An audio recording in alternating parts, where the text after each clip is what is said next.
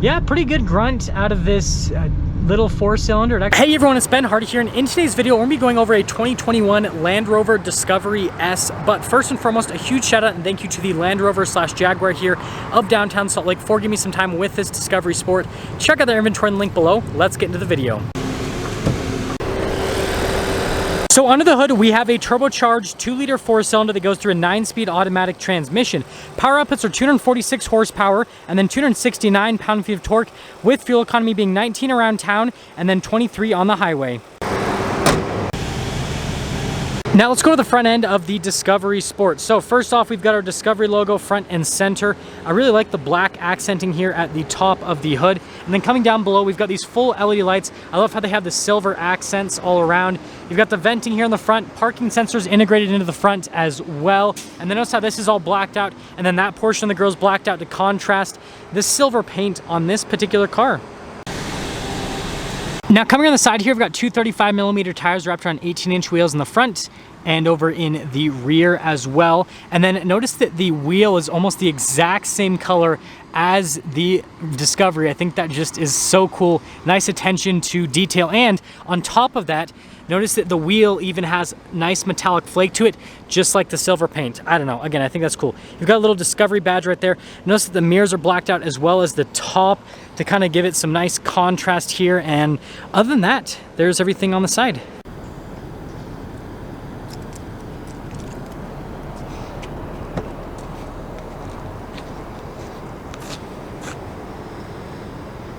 Now popping here into the rear of the Discovery Sport, first notice that we've got this cargo cover here in the back, and then we have these little latches right here to lower down the second row so that you can kind of just load stuff in. Nice little shortcut right there. And then if we pick this up, notice that this is where the spare tire lives its life. And yeah, other than that, cargo space is great. And so, well, close her up. Now let's finish things off in the rear. So first off, I love how you have the black pillar that comes down. It kind of makes it so it looks like just a mass of windows back here. And then I like how that silver pillar kind of breaks things up. And then notice with the lights, it kind of looks like this continuation all across because of the black accenting. We've got these really nice LED lights in the back. Parking sensors all along the bottom. And then we've got that black trim there at the very bottom. And yeah, other than that, that is everything for the rear. So here's the door panel in the back. I love the contrast between the light and the dark here with the leather, and then notice we've got nice stitching down below and then some blacked out trim right where the door handle lives its life. We've got a speaker for the Meridian sound system, and then here are the seats in the back. So we've got these full leather seats, perforated leather here in the center with the rivets there, which is pretty cool. The cup holder area is already conveniently pulled out for us. Notice that we've got some vents here in the back to feed some cool air to these rear passengers, and to quickly see what legroom is like. First off, legroom is great. Secondly, I like the seating position. You sit pretty high here, so you actually have good visibility like over the front, which I don't know, is pretty cool being a rear passenger. Notice the panoramic sunroof up top, and then, but yeah, let's head to the front. Now here's the door panel in the front. Again, we've got that contrast between the light and the dark here, and then we've got the piano black trim, all of our window controls and mirror adjustments right here. Another speaker for the Meridian sound system. And then again, here are the seats at the front. So we've got the full leather with the perforated leather, and then you can see the nice bolsters here on the side and then the rivets in the center. Your adjustments are there on the side of the seat. We've got our Discovery logo. There's the pedals right there. We've got our parking brake just right next to it, and then that's just the hood latch release. And yeah, there's one more look before we pop in.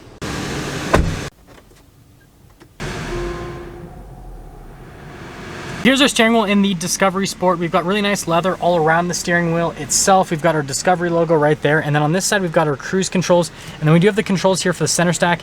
And just like all the other Range Rovers, this is kind of like a little screen, because when you press the button right there, it'll actually change the viewpoint of what this looks like. So I think that's pretty cool. And then you've got a normal stock there for the lights / turn signal, windshield wiper stock on the other side. And that's all for the steering wheel. So here's our center gauge cluster in the Discovery Sport. First off, notice we've got analog gauges for the speed and for the RPMs. And then we do have this center screen, which you notice it was a nav screen, but then we can actually change it, and you can go through a couple of different menus. Like you can see vehicle information, for example, media information, your trip computer, all the normal stuff the vehicle is going to come with, and it's all in that center screen. Really easy to use. And then you guys notice that you've got like the fuel range there at the top, temperature outside, which, yep, pretty hot today, but that's all for the center. Now here's the center infotainment system. First off, I'm going to pop it into reverse. You guys can see the backup camera. So we've got the trajectory lines right there. Notice it's set for on-road mode. We also have an off-road mode as well, which is pretty cool. And notice that the difference with the off-road mode is it shows this in terms of what you're going to be from a degree standpoint with your lean and everything on the SUV. But aside from that, notice that with the on-road mode, it shows some different viewpoints because you can see some different angles with the camera system. So overall, between the parking sensors and the camera, it's really easy to park, and it's cool that they give you those two different modes. Now, as for the rest of the infotainment system, you guys know I'm a big fan of Range Rover's infotainment system. Response time on the screen is great. It's easy to use. You've got all of these little shortcut buttons here on the side screen, and I don't know, everything's just very self-explanatory. It's cool that it has wade sensing because, again, all Range Rovers are off-road vehicles, and you have like your vehicle dimensions, your low traction launch, like just tons of cool stuff. Like, you might never use it, but it's still cool that it has it. And yeah, that's the infotainment system. So we've got our Trick climate control system down here. So it is a dual zone climate. It does have heated seats, and notice that I can press the button and then that'll go to the fan speed. I can press it again and then notice that'll do the temperature. Can press it again and then that'll do the seat. And so yeah, really easy to use and it's cool. And then notice we've got these controls down here for like the stability control, auto stop, start, hill descent control, off-road cruise control. And then on this side, that is for the drive mode select. So notice we've got a bunch of different drive modes. So first off, we had it in the auto mode, and then you can go from auto to comfort. And then this mode right here is known as the grass, gravel, snow, and we've got our mud, ruts, and then finally we've got our sand mode. So tons of off-road modes, but for a majority of the time you're probably just going to have it in auto, and then when you're done, just press that and then it'll go back to being in climate control. Now down below we've got our USB right here, wireless phone charging area, and then we've got our shifter for that 9-speed automatic transmission. It does have a manual shift function if you do want to shift the gears yourself. Some extra storage space right here with some cool keys that we are using to review other cars today. We've got more leather here on the center console. Decent amount of storage space, and then notice we've got tons of nice leather here on the dash, and then even up here they use nice materials. Like all of it just looks really nice from a design standpoint. And then just a traditional glove box, nothing crazy happening there. And then I guess we will finish things up here at the top again. Full panoramic sunroof, sunglass holder, controls for the sunroof right there, and that's all for the top. So here's our window sticker for the Discovery Sport S. Feel free to freeze the frame if you want to read all of the exact equipment that this particular Discovery Sport comes with. So you can see the base MSRP, and then this one does have a few light options added to it. Total MSRP here, $48,785. Let's take her out and see how she drives.